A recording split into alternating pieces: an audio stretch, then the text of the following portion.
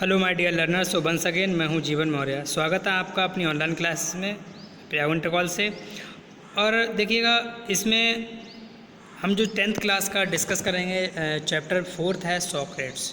इसको सुकरात भी बोलते हैं और सोक्रेट्स भी है। हीरोदा पावर का लिखा हुआ है। सुकरात के उनकी लाइफ के बारे में इस चैप्टर में पढ़ने को मिलेगा हमें। उन्होंने अपनी लाइफ में क्या क्या किया, उनको क्या कहा जाता था, किस नाम से पुकारा जाता था, यानी उनके सारे कैरेक्टर्स को हमें मिलेगा पढ़ने को। तो let us start about the chapter of Socrates. Okay, तो देखिए ये हमारी आपकी स्क्रीन पर चैप्टर फर्स्ट स्टेंजा है। Socrates lived in Athens about 400 years before Jesus Christ was born. सुकरात लिव्ड रहा करते थे इन एथेंस में about 400 years before Jesus Christ was born. मतलब जीसस क्रिस्ट वॉज बॉर्न, ईसा मसीह के जन्म से पूर्व, ईसा मसीह के जन्म से 400 वर्ष पूर्व सुकरात जो थे वो एथेंस में रहा करते थे। यानी उनके जन्म से, ईसा मसीह साहब के जन्म से 400 वर्ष पूर्व सुकरात एथेंस में रहा करते थे, यूनान। एज अ बॉय, जब वो बच्चे मतलब बालक की तरह थे, बॉय थे, ही वॉज अगली, बदसूरत थे, अंडर साइज ठिगने थे, एंड हैड फ्लैट नोज, और चपटी नाक थी, एंड बल्गिंग आइज, और उनकी आंखें थी उभरी हुई। जब वो छोटे बच्चे थे तो उनकी आंखें उभरी हुई थी, ठिगने थे, बदसूरत थे। His father was a poor stone cutter, उनके पापा एक गरीब पत्थर काटने वाले थे। So he was always rather shabbily dressed, rather मतलब अपेक्षाकृत अधिक, शैबली गंदा, ड्रेस्ड कपड़े, मतलब वो इसलिए गरीब थे तो उनके पास बहुत अच्छे कपड़े नहीं होते थे, बहुत अच्छा फर्नीचर नहीं था, मतलब बहुत सारी चीज़ें अच्छी अच्छी नहीं थी उनके पास गरीबी के कारण, तो वो गंदे कपड़ों में रहा करते थे। लाइक अदर बॉयज़, अन्य लड़कों की तरह ऑफ हिज एज, अपने उम्र के, ही वेंट टू स्कूल जाते, यानी वो अपने उम्र के अन्य लड़कों की तरह स्कूल जाते थे। Where the most important lessons were music and gymnastic, यानी इस स्कूल में जो चैप्टर थे हमारे मोस्ट इंपॉर्टेंट लेसन थे म्यूज़िक और जिमनास्टिक, ये पढ़ाया जाता था। ही ऑल्सो लर्न, उन्होंने सीखा सम साइंस, कुछ साइंस के बारे में, एंड मैथमेटिक्स के बारे में, एंड लिटिल अबाउट स्टार्स, कुछ स्टार्स के बारे में, सितारों के बारे में। बट नॉट नियरली, बहुत ज़्यादा अधिक नहीं, पास नहीं। सो मच हिस्ट्री, इतिहास के बारे में, एंड जोग्राफी, यानी जोग्राफी और हिस्ट्री के बारे में नहीं बहुत ज़्यादा सीखा, पढ़ा था। एज चिल्ड्रन लर्न टुडे, जैसा कि आज के बच्चे पढ़ते हैं। आज के बच्चे हिस्ट्री, पॉलिटिकल, जोग्राफी बहुत अच्छे से पढ़ते हैं हमारे बच्चे, लेकिन पहले इतना नहीं था ट्रेंड इसका। दिस स्ट्रेंज लिटिल क्रिएचर, ये विचित्र प्राणी, क्रिएचर उसको सुकरात को कहा गया है। इन अ शॉर्ट नेक, एक प्लेन मतलब छोटी गर्दन वाले, प्लेन फेस, सपाट चेहरा, वॉज अ थॉटफुल चाइल्ड, सोचनीय बच्चा, यानी बड़ा विचारशील बालक था। ही वॉच्ड हिज कंपेनियंस, अपने साथियों को उन्होंने देखा। ऑल द टाइम्स, हमेशा देखते थे। Allowed very few things to escape his notice, यानी एस्केप बचने देते थे हिज नोटिस, अपने ध्यान से। बहुत कम चीज़ें ऐसी थीं जो उनके ध्यान से बचती थी, मतलब हर चीज़ को बहुत ध्यान से देखा करते थे और उस पर ध्यान भी लगाया करते थे। ये काम हुआ तो कैसे हुआ, क्यों हुआ, इससे क्या प्रॉफिट है, क्या लॉस है, बहुत चीज़ों को सोचते थे। नेक्स्ट है Socrates did not have a big house, उनके पास बड़ा घर नहीं था। फाइन फर्नीचर, अच्छा फर्नीचर नहीं था। He did not seem to want either wealth और ब्यूटीफुल पोजीशन, मतलब ये है वो उनके पास अच्छा घर नहीं था तो वो अपना बहुत अच्छा धन भी नहीं चाहते थे, ब्यूटीफुल पोजीशन, अच्छा अधिकार भी नहीं चाहते, बहुत सारी चीज़ें पोजीशंस हो उनके पास वो भी नहीं चाहते। एज ही ग्रू ओल्डर, जब वो बड़े हुए, ही बिगन टू थिंक, उन्होंने सोचना शुरू किया, वेरी लिटिल, बहुत छोटी चीज़ को भी, for bodily comfort and pleasure, मतलब he began to think very little, बहुत कम सोचा, मतलब अपनी बॉडी के कंफर्ट के बारे में, यानी प्लेजर, आनंद के बारे में नहीं सोचा, मतलब बहुत ही कम, ना के बराबर सोचा था अपने शरीर के आराम के बारे में, अपनी बॉडी के बारे में। एज ही ग्रू ओल्डर, जब बड़े हुए, ही बिगन टू थिंक, उन्होंने सोचना शुरू किया, ही गेव हिज माइंड, उन्होंने अपना ध्यान दिया, मतलब अपना कहना चाहिए था अपना 100% माइंड लगाया, अपना समय भी लगाया। All that noble, honourable and just, किस चीज़ पे लगाया उन्होंने अपना माइंड, किस चीज़ पे ध्यान दिया कि क्या चीज़ सम्माननीय, नोबल है, श्रेष्ठ है, ऑनरेबल सम्माननीय, जस्ट न्यायप्रिय, इन तीन चीज़ों पे ध्यान रखा कि कौन सी चीज़ सम्माननीय है, न्यायप्रिय है और मतलब जस्ट है, न्यायप्रिय, ऑनरेबल और सम्माननीय। ठीक है, तो आई होप ये हमारा जो फर्स्ट स्टैंजा है, पैसेज है, वो आपको समझ में आया होगा। अब हम चलते हैं नेक्स्ट की तरफ। तो देखिएगा, नेक्स्ट हमारी आपकी स्क्रीन पर है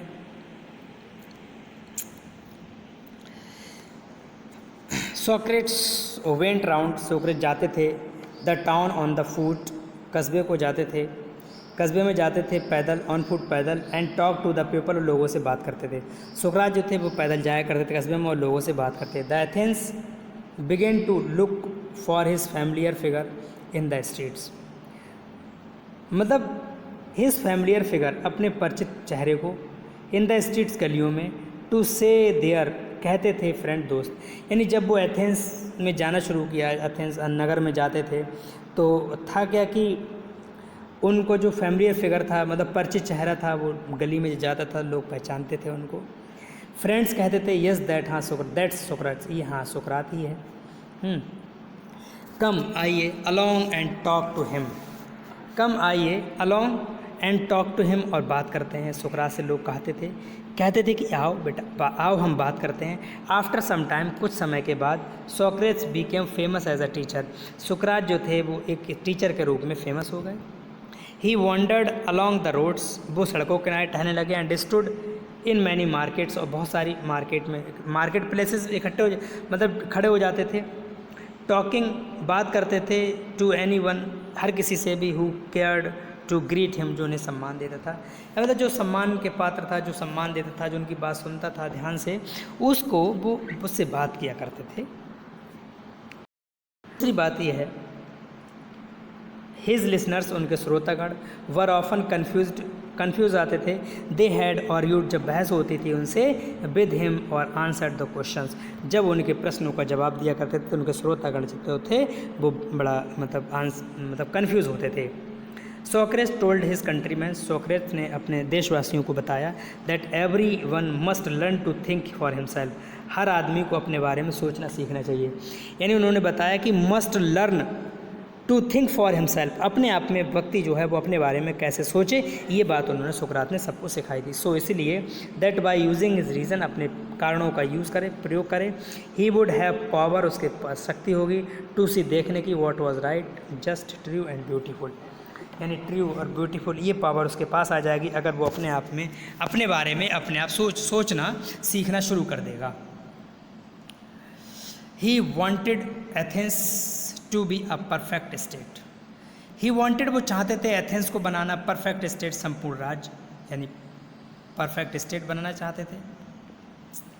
ठीक, ही टोल्ड एवरीवन, उन्होंने हर किसी से कहा था, बोथ हिज पपिल, अपने दोस्तों से, अपने साथियों से, एंड हिज अदर फॉलोअर्स, और अन्य साथियों से, that this could only happen, ये तभी हो सकता है, इफ़ एवरी सिटीज़न, हर नागरिक, सिटीज़न एजुकेटेड हो, ये तभी संभव हो सकता है, हमारा परफेक्ट स्टेट तभी बन सकता है जब हर सिटीज़न क्या है, हमारा एजुकेटेड हो, ओन माइंड, अपने मस्तिष्क को यूज़ कर सके, to see what was right, क्या सही है, क्या नोबल है, क्या श्रेष्ठ है, यानी क्या सही है, क्या उचित है, क्या अनुचित है, क्या श्रेष्ठ है, ये सब जान सकेगा तभी जब शिक्षित होगा।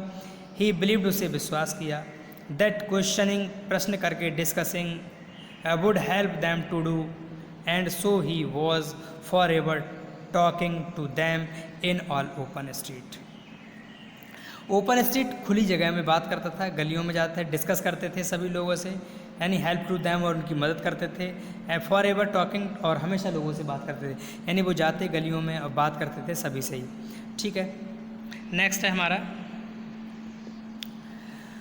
वेन सोक्रात, यानी सोक्रेट्स भी कह सकते हैं सोक्रात। When Socrates was an old man, जब सोक्रात जो थे वो थोड़ा सा उम्र उनकी खिसकने लगी थी, बूढ़े होने लगे, फेम एंड हैड स्पिरिट, उनकी प्रसिद्धि भी फैलने लगी, फॉर एंड वाइड, दूर दराज तक, फॉर एंड वाइड का मतलब दूर दराज, यानी दूर दूर तक उनकी फेमस होने लगे।